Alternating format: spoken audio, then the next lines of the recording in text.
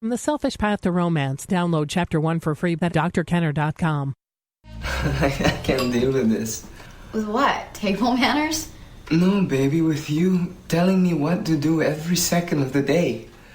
With you rearranging my entire apartment, making the bed every morning. You're still mad because I misplaced your papers? It's not just my papers. I don't know where anything is anymore.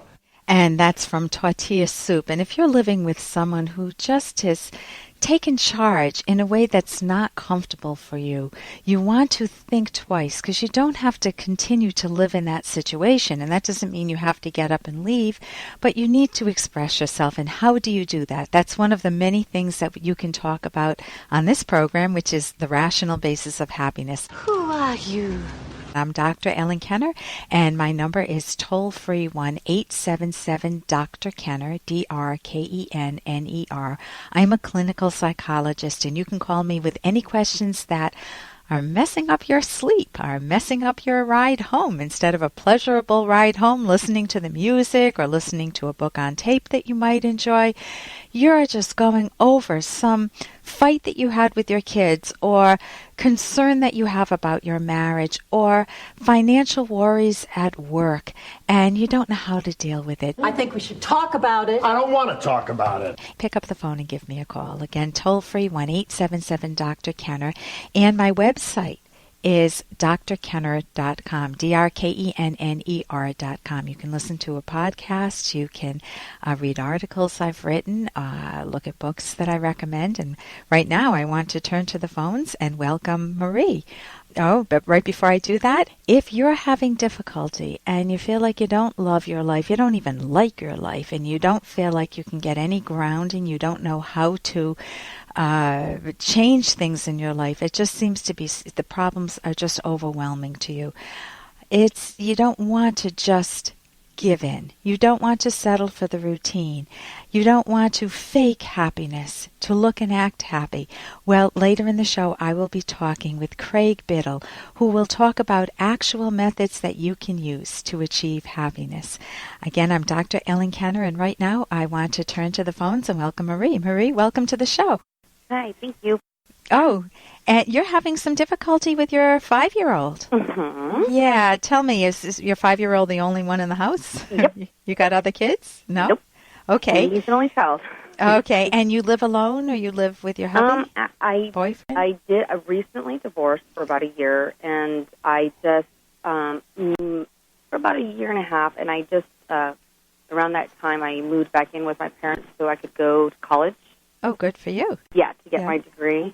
Yeah. And my son, he's the very hands-on child.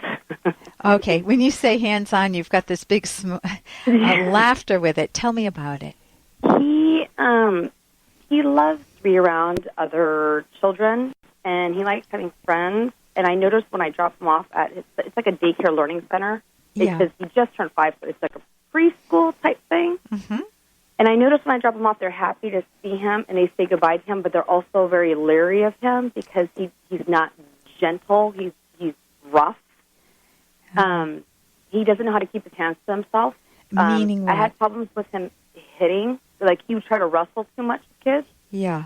So I thought to myself, maybe it's because I let him watch Spider-Man and Iron Man and Transformers. So I thought, well, maybe, I made a mistake in letting him watch those things. So I took those away from him about a month ago. No, actually I lie. 3 months ago. Okay. And it hasn't really been getting that much better. I even got him in soccer because it's a non-contact sport. Yeah. And after a while, he'll get bored of running back and forth, and he wants to, shove other kids. Yeah, you think it came from Spider-Man, Iron Man, and Transformer, TV, or games, or what? I don't know, because I know sometimes he likes to pretend like he's them. And I don't know. It actually, this past week, it got worse because he actually tried to hit his daycare teacher. So what triggers it? I'm sorry? What triggers his hitting? I don't know. Okay, that's what you know. As a mom, you want to look for patterns. Like, when I picture him hitting, I don't know whether he's playing around with a big smile on his face, and he's just tossling like my kids. We had dogs in our family. We had dogs when my kids were young, and they would just, be petting the dog and jumping around with the dog and kind of not wrestling, but just playing with the dog. Mm-hmm. And it was joyous. It wasn't angry. It wasn't hurtful. And, so I can picture him doing something like that, playing or pretending he's the hero, which, that's wonderful. To have your kid want to assume the role of the hero rather than the villain, that's wonderful. Well, Go ahead. Actually, this is what concerns me, because when I was at school, my mom was watching him, and he got into an argument with his neighborhood friend. And he had a block of wood. Yeah. And he was holding it over the fence, and my mom says, "What are you doing?" Mm-hmm. And he was getting ready to drop it on his friend's head. And she's like, "What are you doing?" He's like, "He called me a crybaby. I'm not a crybaby." He said, "I'm so angry right now." And she's like, then she corrected. She's like, "Put that down. That is not how you solve, your issues." And she talked to him. She had 8 kids. My mom knew how to be calm and talk to him and firm. But that just worried me a little bit, and then so that's when I started getting more strict on the movies. And then now it really upset me that he was upset and he hit his teacher, and he's been in his room because I told him, as soon as you come home from school, you go straight to your room. Yeah. Because you don't touch adults. And that was on Tuesday, and today, every day when I go pick him up, like, how do you do? Today, he tried to do it again. Okay, here's what happens. When you send a kid to the room, what do you think that they're thinking as a parent? I think that, to me, he's probably going out of his mind because he's very active. Yeah.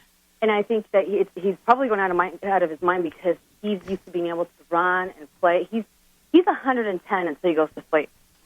He's what? He's a very active child. Very active. Okay, let me just slow this down a little bit. One of the things, your mother did something nice she did something that I like, which is when he's going to become aggressive, to initiate force, to hit the other child with wood.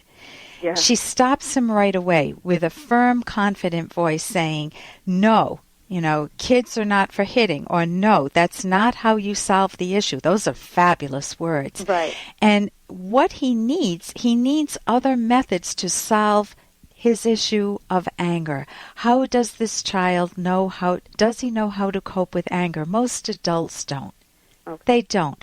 They either become sullen and quiet or passive-aggressive, doing things underhand. They're late or they'll get you back somehow. Or they become overtly angry, or it escalates into, hitting people with blocks, or whether it's calling them a crybaby or other things. So no, him and I try to have an open communication with him. Yeah. So he lets me know. He'll say, "Mama, I'm just so angry." He'll tell me when he's angry. Yeah.